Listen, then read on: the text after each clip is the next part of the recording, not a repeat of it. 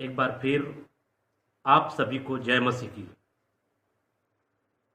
आज हम परमेश्वर के वचन से सीखेंगे और आज हमारा विषय होगा कलेसिया में बूढ़ी स्त्रियों का चाल चलन कैसा होना चाहिए। जिस परिवार में आप रहते हैं, जिस चर्च में आप रहते हैं, जिस क्षेत्र में आप रहते हैं, जिस गांव में आप रहते हैं, और यदि आप मसीही स्त्री हैं, यदि आप प्रभु यीशु मसीह को अपना प्रभु उद्धारकर्ता के रूप में स्वीकार किए हैं, तो आज हम बूढ़ी स्त्री के विषय में हम सीखेंगे कि बूढ़ी स्त्रियों का चाल चलन कैसा होना चाहिए। तो मेरे प्रियो, आप लोग तीतुस की पत्री और उसका दूसरा अध्याय 3 से लेकर 5 तक आप पढ़ना है। आप अपने बाइबल निकाल कर उसको पढ़ सकते हैं। मैं इस वक्त इन वचनों को पढ़ रहा हूं। इसी प्रकार बूढ़ी स्त्रियों का चाल चलन पवित्र लोगों सा हो, वे दोष लगाने वाली और पियक्कड़ नहीं पर अच्छी बातें सिखाने वाली हो, ताकि वे जवान स्त्रियों को चेतावनी देती रहे कि अपने अपने पतियों और बच्चों से प्रीति रखे और संयमी, पतिव्रता, घर का कारोबार करने वाली, भली और अपने अपने पति के अधीन रहने वाली हो, ताकि परमेश्वर के वचन की निंदा ना होने पाए। तो इस प्रकार से पवित्र शास्त्र में हमने पढ़ा। मेरे प्रियो, यहाँ पर संत पौलुस तीतुस को यहाँ पर पत्री के माध्यम से सिखा रहा है कि कलीसिया में जो बूढ़ी स्त्री है उनको कैसी शिक्षा देना है और किस प्रकार से उनको तैयार करना है, ताकि वे बूढ़ी स्त्री वे कलीसिया के जवान स्त्रियों को क्या करे, तैयार करे। हालेलुया। तो यहां पर इस वचन से हम सबसे पहली बात, बूढ़ी स्त्रियों का जो चाल चलन होना चाहिए वो कैसा होना चाहिए? पवित्र लोगों सा होना चाहिए। जैसा कि पवित्र लोग, जैसे कि हम ले सकते हैं, जब पतरस प्रभु यीशु मसीह को अपना प्रभु उद्धारकर्ता के रूप में पूरे दिल से ग्रहण कर लिया और पवित्र आत्मा जब उनके जीवन में आया तो पवित्र जीवन जीना स्टार्ट किया। संत पौलुस भी जब प्रभु की सच्चाई को जाना, जब यीशु मसीह को जाना, तो उन्होंने पवित्र जीवन जीना स्टार्ट किया। वैसे ही जब मसीह यीशु को जान जाते हैं तो क्या होना चाहिए? पवित्र जीवन हमको जीना चाहिए। और यहाँ पर बूढ़ी स्त्रियों का चाल चलन कैसा होना चाहिए? पवित्र लोगों सा होना चाहिए। और उसके लिए क्या करना पड़ेगा? जो प्रेरितों के द्वारा जो दिया गया जो शिक्षा है, जिसको यीशु मसीह ने जो शिक्षा दिया है, उस शिक्षा को अपने जीवन में स्थान देकर हमें वही कार्य करना है जो प्रभु यीशु मसीह पसंद करता है, जो परमेश्वर को पसंद करता है। अर्थात बूढ़ी स्त्रियों का चाल चलन कैसा होना चाहिए? पवित्र लोगों सा होना चाहिए। दूसरी बातें यहां पर सिखाया गया है कि दोष लगाने वाली नहीं होना चाहिए। अर्थात बूढ़ी स्त्री कलीसिया में अपने परिवार के बीच में वो कैसा होना चाहिए? वे निर्दोष होना चाहिए और किसी पर भी वो दोष लगाने वाला नहीं होना चाहिए। दोष लगाने का मतलब यह है जो उन्होंने नहीं किया है और हम उसको ऐसा किया है कहकर बताना, ये भी क्या होता है? दोष लगाना है। मेरे प्रियो, जैसे कि उस समय के लोग संत पौलुस के ऊपर दोष लगाया, पतरस के ऊपर में दोष लगाया, स्वयं हमारा प्रभु यीशु मसीह पर दोष लगाकर उनको सताया गया। मेरे प्रियो, तो मेरे प्रियो, यहाँ पर बूढ़ी स्त्रियों को यहाँ पर बाइबल सिखा रहा है कि दोष लगाने वाला नहीं होना चाहिए। तीसरी बात एक बूढ़ी स्त्री को पियक्कड़ नहीं होना चाहिए। तीसरा पॉइंट कहने का मतलब है पीने खाने वाला नहीं होना चाहिए।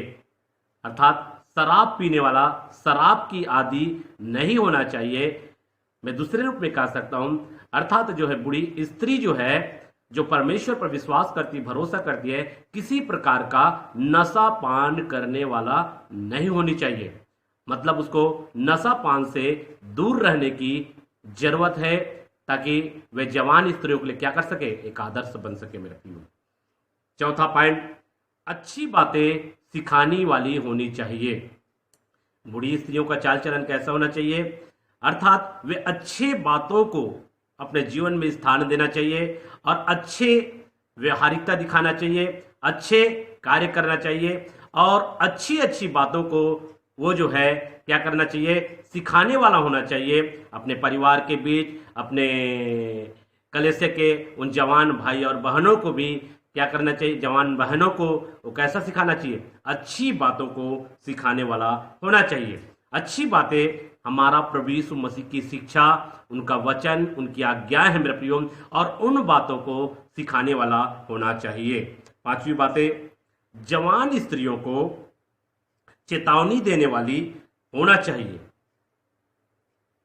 क्या होना चाहिए, जवान स्त्रियों को चेतावनी देने वाला होना चाहिए। अर्थात जो बूढ़ी जो स्त्रियां हैं कलीसिया के अंदर में, जो प्रभु यीशु मसीह पर विश्वास करती है, उनको जवान स्त्रियों को क्या करने वाला होना चाहिए, चेतावनी देने वाला होना चाहिए। क्या चेतावनी देने वाला होना चाहिए, कि पति से कैसे प्रेम करना है, पति के साथ में कैसे व्यवहार करना है, पति के साथ में कैसे रहना है, पति के अधीनता में रहना है, पति को प्रेम करना है, बच्चों से प्रेम करना है, वो सारी बातों को सिखाने वाला होना चाहिए मेरे प्रियो। ऐसा यहाँ पर हमें बाइबल बता रहा है। अर्थात यहाँ पर बूढ़ी स्त्री क्या करना चाहिए, जवान स्त्रियों को चेतावनी देने वाला होना चाहिए।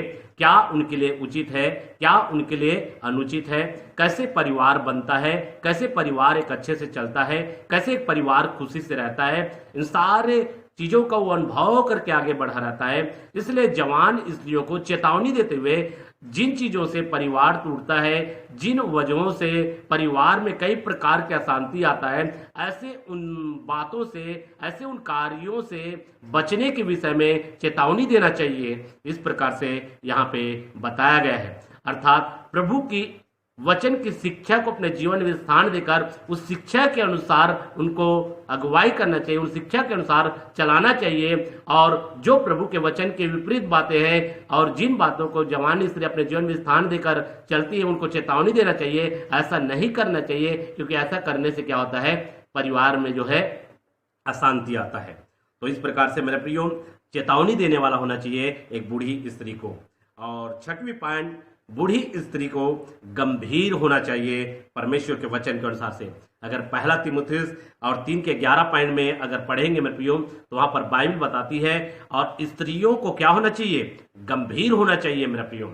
स्त्रियों को क्या होना चाहिए, गंभीर होना चाहिए। इसलिए बूढ़ी स्त्री को भी क्या होना चाहिए, गंभीर होना चाहिए। गंभीर कहने का मतलब है वो चंचल नहीं होना चाहिए, अर्थात कम बोलने वाला होना चाहिए और उचित बातें बोलने वाला होना चाहिए, सही बातें बोलने वाला होना चाहिए। इस प्रकार से परमेश्वर का वचन सिखाता है मेरे प्रियो। मतलब परमेश्वर के वचनों के प्रति, परमेश्वर की बातों के प्रति, परमेश्वर की शिक्षा के प्रति क्या होना चाहिए, गंभीर होना चाहिए। इसलिए चंचलता उनके जीवन में नहीं होना चाहिए। और उसके बाद में 7वीं बात, बूढ़ी स्त्रियों को सचेत होना चाहिए। बूढ़ी स्त्रियों को क्या होना चाहिए, सचेत होना चाहिए। पहला तीमुथियुस 3 के 11 में अर्थात स्त्रियों को सचेत रहने के विषय में बाइबल हमको सिखाती है मेरे प्रियो। इसलिए सचेत का कहने का मतलब है सावधान रहना। सचेत कहने का मतलब क्या है, सचेत होने का मतलब है सावधान रहना। दूसरे रूप में हम कह सकते हैं होशियार या समझदार। अर्थात जो प्रभु ने हमें जो शिक्षा दिया है, प्रभु ने जो हमें वचन दिया है, आज्ञा दिया है, अर्थात ऐसा कोई भी अनुचित कार्य न करे, इसके प्रति हमको क्या रहना है, सचेत रहना है। और जब हम अनुचित कार्य से बचने के लिए हम सचेत रहेंगे, सावधान रहेंगे, तो हम क्या हो जाएंगे, समझदारी के साथ में कार्य करेंगे। और वो जो है समझदार कहलाता है, होशियार कहलाता है। इसलिए हमें सचेत होने की जरूरत है। और जैसा यहाँ पर बाइबल बताती है, बूढ़ी स्त्रियों को क्या होना चाहिए? सचेत होना चाहिए। और उसके बाद में 8वां पॉइंट, बूढ़ी स्त्रियों को संयमी होना चाहिए। तीतुस की पुस्तक 2 के 5 पॉइंट को पढ़ेंगे, वहां पर इन बातों को बताया गया है। जवान स्त्रियों को संयमी होना चाहिए, कहने का मतलब है संयमी होना चाहिए बूढ़ी स्त्रियों को।